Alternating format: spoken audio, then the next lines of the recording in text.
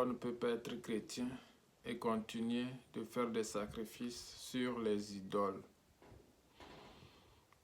Certains chrétiens disent qu'ils ne peuvent pas abandonner les choses que leurs grands-parents faisaient.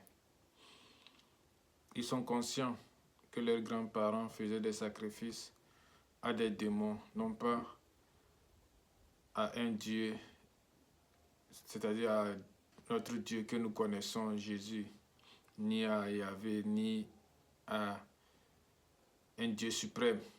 Ils faisaient des sacrifices à des démons qu'ils connaissaient. Et quand ils sont chrétiens, ils disent s'ils abandonnent de faire ce que leurs grands-parents faisaient, ils seront menacés. Cela ne doit pas être le cas chez toi, mon frère. Quand on devient chrétien, on renonce à toutes les pratiques ancestrales.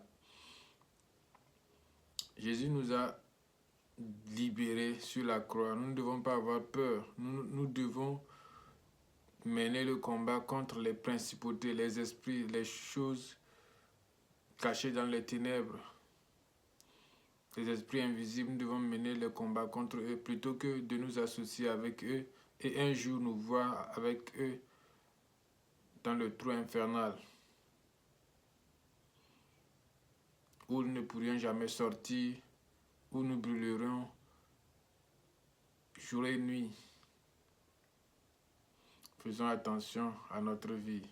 Changeons de cœur, changeons de mentalité, changeons de comportement.